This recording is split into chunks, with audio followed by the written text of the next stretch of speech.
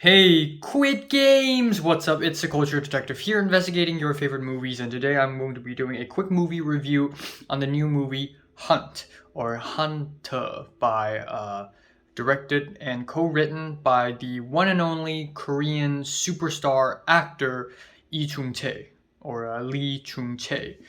So let me give you a bit of context on why I watched this movie. So I never actually planned to watch this movie. I know the existence of this movie. I know of this movie, but I never really planned to watch this because to me it just seems like one of those action thriller movies full of explosions and gunshots and I'm not really interested in that kind of stuff.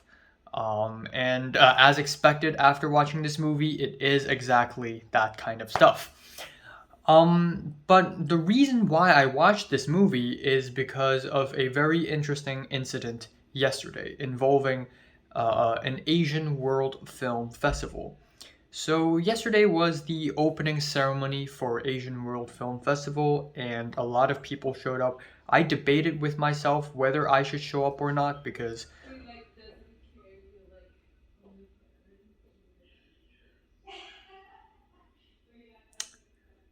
great.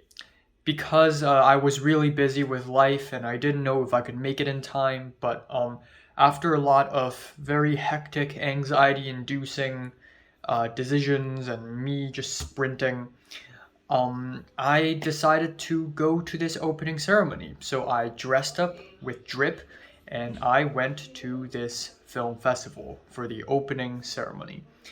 And the thing is, for the opening film, for the opening screening for this film festival, originally they were going to play the film Decibel, which is a new Korean film, and it is a world premiere because this film wouldn't premiere in South Korea until November 16th.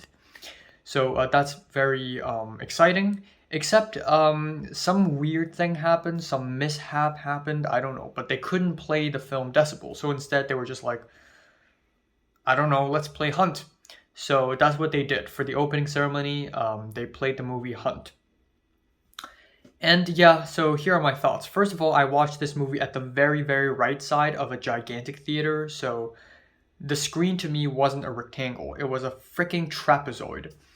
But even if it's a rectangle, even if I'm facing the screen in the best seat possible, I don't think I would have enjoyed this film a lot better because as expected, this movie is basically the South Korean version of your average Olympia Has Fallen, except with also a lot of spy thriller action going on.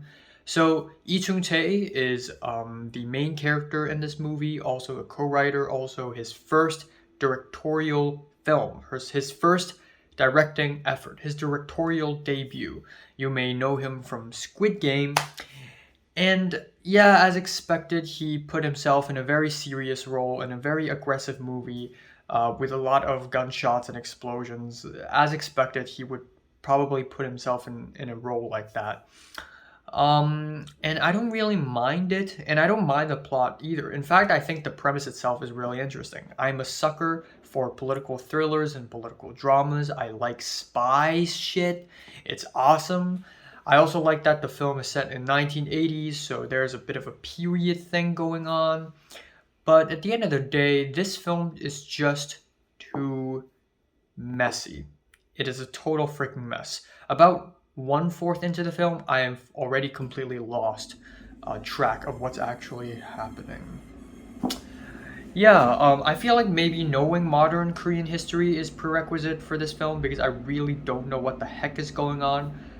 Most of the time, there are just so many characters, so much lore, so many double crossing, crossing, quadruple crossing, so many betrayals. It's just really, really difficult to keep track of any of this.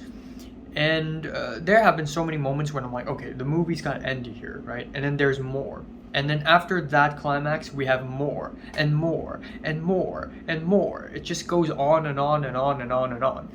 And another thing is just too over the top. There's a few scenes that are so over the top, it was almost hilarious. One of the scenes involving a random explosion where the entire freaking place just randomly exploded. I'm not gonna spoil which scene, but if you've seen the movie, you know what I'm talking about.